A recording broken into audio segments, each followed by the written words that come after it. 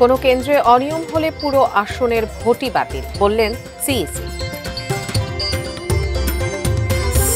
কক্সবাজারে কাল থেকে শুরু রোহিঙ্গা বিষয়ক আন্তর্জাতিক সম্মেলন। এবং সিদ্ধিরগঞ্জে ফ্রিজের কম্প্রেসার বিস্ফোরণে একই পরিবারের 9 জন দগ্ধ।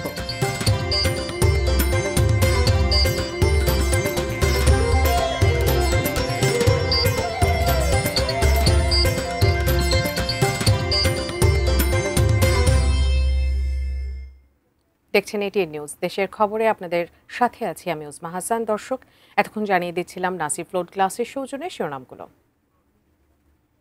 এবারে বিস্তারিত। রায় না হওয়া পর্যন্ত আওয়ামী লীগের বিষয়ে অপেক্ষা করতে হবে বলে জানিয়েছেন প্রধান নির্বাচন কমিশনার AMM নাসিরউদ্দিন। শনিবার সকালে আঞ্চলিক লোক প্রশাসন প্রশিক্ষণ কেন্দ্রের সভাকক্ষে সাংবাদিকদের প্রশ্নের উত্তরে একথা বলেন সিইসি। আসন্ন ত্রয়োদশ জাতীয় সংসদ নির্বাচন উপলক্ষে রাজশাহী অঞ্চলের নির্বাচন কর্মকর্তাদের সাথে অনুষ্ঠিত মতবিনিময় সভায় অংশগ্রহণ করেন তিনি। আগামী নির্বাচনে সব দল অংশ নিতে পারবে কিনা এমন প্রশ্নের জবাবে সিইসি বলেন, সব দল অংশ নিতে পারবে কিনা তা সময় বলে দিবে। সিইসি আরও জানান, আওয়ামী লীগের রাজনৈতিক কার্যক্রম নিষিদ্ধ করা হয়েছে, বিচার সম্পন্ন না হওয়া পর্যন্ত অপেক্ষা করতে হবে। পিআর পদ্ধতি নিয়ে সিইসি বলেন, পিআর পদ্ধতি সংবিধান ও আইনে নেই। পুরা ভোট কনস্টিটিউয়েন্সির ভোট ক্যান্সেল করার জন্য বিধান আমরা করছি, ক্যান্সেল করে দেবো পুরা। যদি এরকম যে অনিয়ম দেখি যে একটা পুরা কেন্দ্রে পুরা একটা কনস্টিটিউয়েন্সিতে গোলমাল হয়েছে, কেউ ভোট কেন্দ্র দখল করে এ ধরনের অবস্থা সৃষ্টি করেছে, পুরা কনস্টিটিউয়েন্সির আমরা ক্যান্সেল করে দেব ইনশাল্লাহ।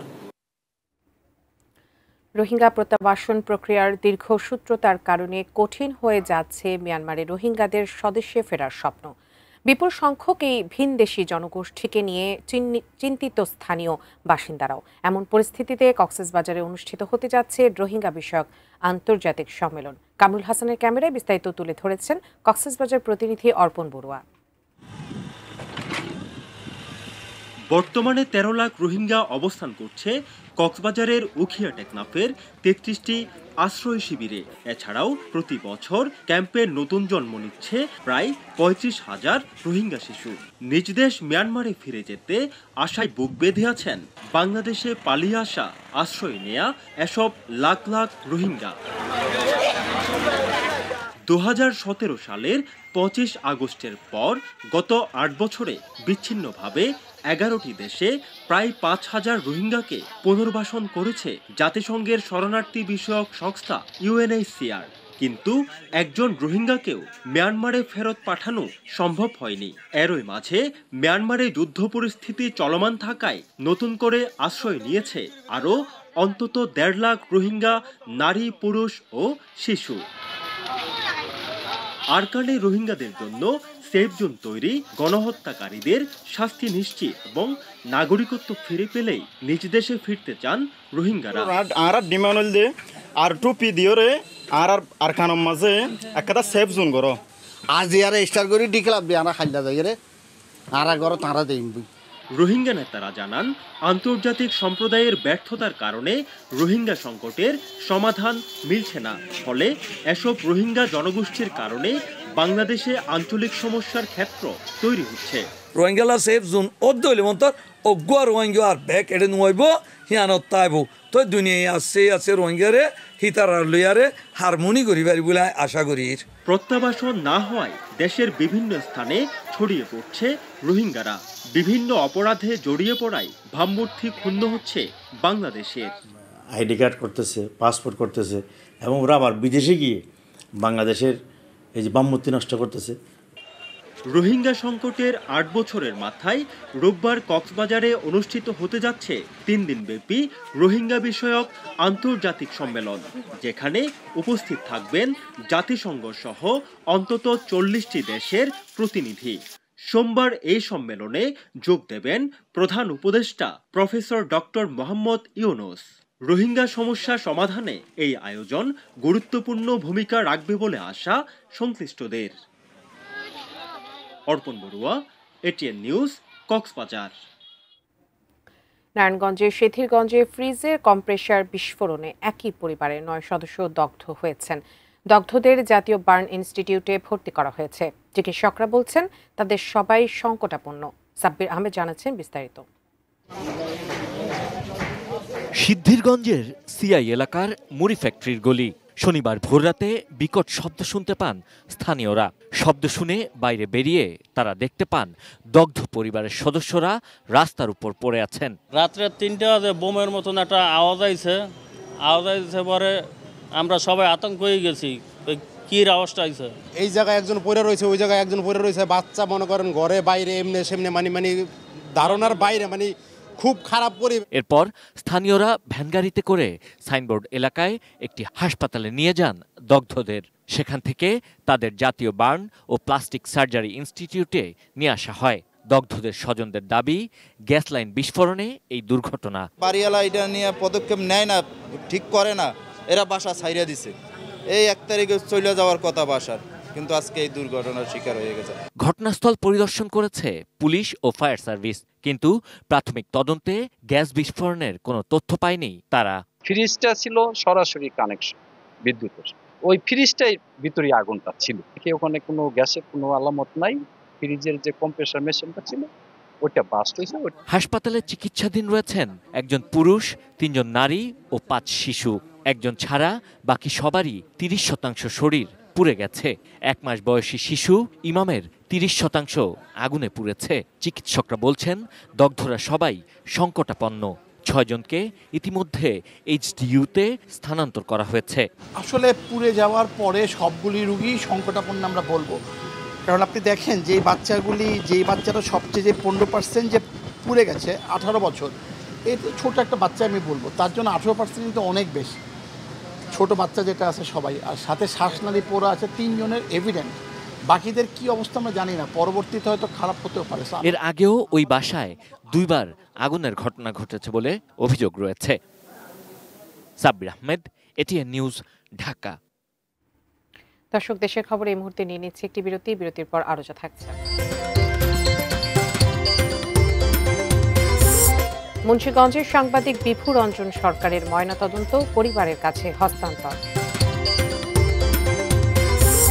এবং চাঁপাইনবাবগঞ্জে রপ্তানি হয়নি প্রত্যাশা অনুযায়ী আম, লোকসানে চাষিরা।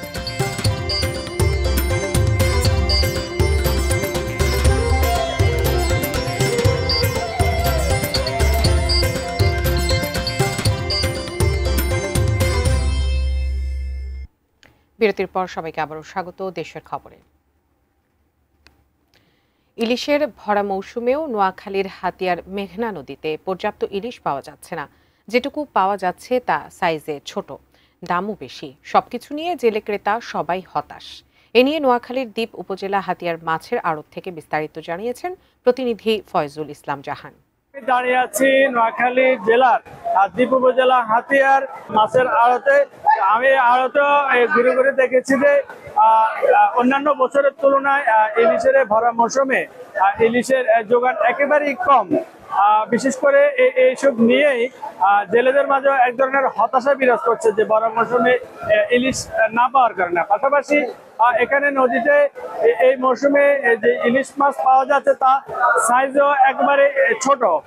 পাশাপাশি এখানে আরেকটা বিষয় হচ্ছে যে আমি ক্রেতাদের সাথে কথা বলেছি, ক্রেতাদের কথা হচ্ছে যে অন্যান্য বছরের তুলনায় একদিকে ইলিশ মাছের সাইজ ছোট, পাশাপাশি বড় যে কিছু মাছ পাওয়া যাচ্ছে তা বিগত দিনগুলোর তুলনায় দামও 2 থেকে 3 গুণ বেশি। চলতি মৌসুমে মাছের দাম কমছে না।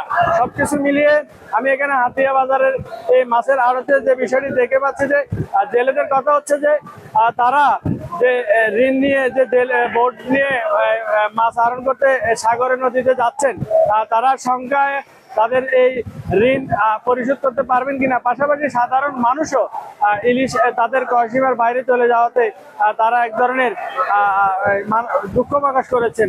এ হচ্ছে ইলিশের ভরা মৌসুমে মাছ না পাওয়া নিয়ে এবং দাম বৃদ্ধি নিয়ে আমার কাছে সর্বশেষ। মানিকগঞ্জের কালীগঙ্গা নদীতে জেলা প্রশাসনের আয়োজনে চলছে ঐতিহ্যবাহী গ্রামীণ নৌকা বাইচ প্রতিযোগিতা। 6টি জেলা থেকে আগত মোট 29 নৌকা এই প্রতিযোগিতায় অংশ নিয়েছে। সেখান থেকে বিস্তারিত জানিয়েছেন প্রতিনিধি মোহাম্মদ সুজন খন্দকার।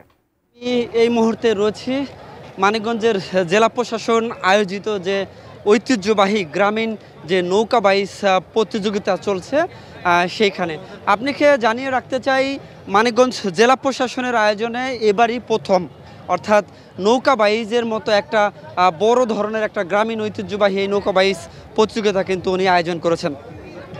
এবার এই নৌকা বাইচ প্রতিযোগিতায় মোট 6টি জেলা থেকে মোট 29টি নৌকা এই নৌকা বাইচ প্রতিযোগিতায় কিন্তু অংশ নিচ্ছেন এবং 4টা ক্যাটাগরিতে মোট 10টা রাউন্ডে কিন্তু এই নৌকা বাইচ প্রতিযোগিতা কিন্তু অনুষ্ঠিত হচ্ছে, অর্থাৎ চলছে।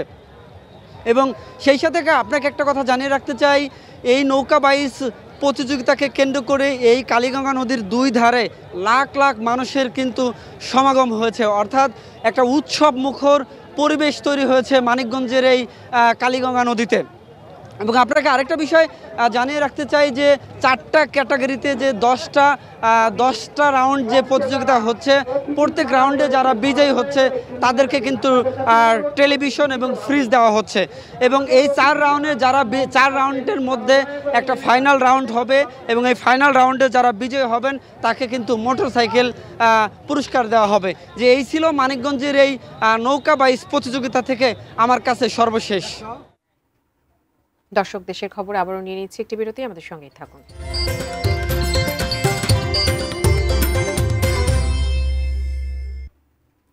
বিরতির পর সবাইকে আবার স্বাগত দেশের খবরে। মুন্সিগঞ্জ জেনারেল হাসপাতালে সাংবাদিক বিভু রঞ্জন সরকারের মরদেহের ময়নাতদন্ত সম্পন্ন হয়েছে। এরপর পরিবারের কাছে হস্তান্তর করা হয়। গ্রহণ করেছেন ভাই সাংবাদিক চিত্তরঞ্জন সরকার। ফ্রিজিং গাড়িতে করে ঢাকার বাসভবনে আনা হচ্ছে তাকে। দুপুর 1:15টার দিকে মুন্সিগঞ্জ থেকে সববাহী গাড়িটি রওনা হয়। তার ভাই সাংবাদিক চিত্তরঞ্জন সরকার জানান, তার মরদেহ প্রথমে নেওয়া হবে রাজধানীর সিদ্ধেশ্বরীর বাসভবনে। পরিবার ও শুভাকাঙ্ক্ষীদের শেষ শ্রদ্ধা শেষে নেওয়া হবে সবুজবাগের বরদেশ্বরী কালী মন্দিরে। সেইখানেই হবে শেষকৃত্য। এদিকে মুন্সিগঞ্জের সাংবাদিকরা তাকে ফুল দিয়ে শেষ শ্রদ্ধা জানান। এই সময় কান্নার ভেঙে পড়েন অনেকে। চাঁপাইনবাবগঞ্জে আম মৌসুম শেষ হতে যাচ্ছে রপ্তানির হতাশা নিয়ে। মৌসুমের শুরুতে ব্যাপক আশা ও উদ্দীপনা থাকলেও শেষ পর্যন্ত প্রত্যাশা মতো আম পাঠাতে পারেননি উদ্যোক্তারা। বেশি খরচে রপ্তানিযোগ্য আম উৎপাদন করে লোকসানে পড়েছেন তারা। চাঁপাইনবাবগঞ্জ প্রতিনিধি মোহাম্মদ নাদিম হোসেনের পাঠানো তথ্য ছবিতে ডেস্ক রিপোর্ট। আমের মৌসুমে শুরুতেই রপ্তানির বিষয়টি আলোচনায় ছিল জোরে সোরেই। চীনা রাষ্ট্রদূতের চাঁপাইনবাবগঞ্জ সফর সহ সরকারি বিভিন্ন উদ্যোগের কারণে আশা জেগেছিল আম উৎপাদনকারীদের মনে, কিন্তু শেষ পর্যন্ত নিরাশ হয়েছেন তারা। গুড এগ্রিকালচার প্র্যাকটিস বা গ্যাপ অনুসরণ করে আম উৎপাদনের পরেও অনেক উদ্যোক্তা তা রপ্তানি করতে পারেননি। গ্যাপের শর্ত পূরণ করতে গিয়ে তাদের খরচ হয়েছে অতিরিক্ত, তবে রপ্তানি করা গেল না এসব আম। চাইনাতে সব আম নিয়ে নেবে, সে চাইনাতেই একটা আমও ধরলেন গিয়ে একটা আমও লেনি, এই এতে মানুষ বাইরেরা খুব আশাধারী ছিল। রপ্তানির যোগ্য আম উৎপাদন করেও আমরা বিদেশে রপ্তানি করতে না পারার ফলে আমরা ক্ষতিগ্রস্ত হয়েছি। সরকারের একটা তৎপরতা কম আছে, এই তৎপরতা আরও বাড়ানো উচিত। রপ্তানিযোগ্য আম উৎপাদন প্রকল্পের মাধ্যমে জেলার 277 জন চাষি আম উৎপাদন করেছিলেন। উৎপাদনের লক্ষ্যমাত্রা ছিল প্রায় 6000 মেট্রিক টন, অথচ মৌসুমের শেষে রপ্তানি হয়েছে মাত্র 152 মেট্রিক টন। রাজশাহী অঞ্চলে প্যাকিং হাউস না থাকা এবং অতিরিক্ত উড়োজাহাজ ভাড়াকে দায়ী করছে কৃষি বিভাগ। আম রপ্তানির জন্য কয়েকটা ধাপ আছে। একটা হচ্ছে প্রথমত হচ্ছে যে রপ্তানিযোগ্য আম উৎপাদন করা, দ্বিতীয়ত হচ্ছে যে বায়ারের সাথে ইম্পোর্টারের হচ্ছে যে লিঙ্কেজ তৈরি করে দেওয়া, তৃতীয় যে জিনিসটা থাকে সেটা হচ্ছে ফাইটোস্যানিটেশন সার্টিফিকেটের ব্যাপার, চতুর্থত থাকে এখানে হচ্ছে যে ক্যারিং একটা পরিবহনের একটা বিষয়। এই 4টা বিষয় যদি সমন্বয় হয় তাহলে হয়তো আমের রপ্তানির পরিমাণটা বাড়বে। রপ্তানির জন্য আন্তর্জাতিক নতুন বাজার বাড়ানোর তাগিদ আম চাষিদের। Ishrat lima, desk report, ATN news. দেশের খবর এ পর্যন্তই। তবে যাবার আগে নাসির ফ্লোর ক্লাসের সৌজন্যে শিরোনামগুলো দেখে নেব আরও একবার।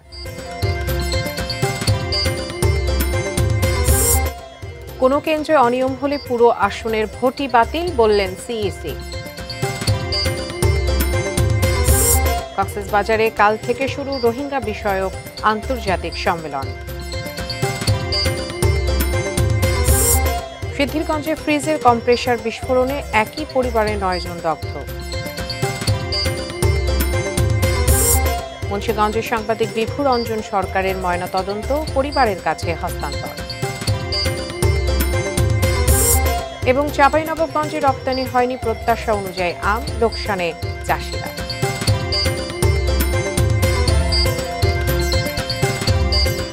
দর্শক, দেশের খবরে পর্যন্তই। এতক্ষণ সাথে থাকার জন্য ধন্যবাদ সবাইকে।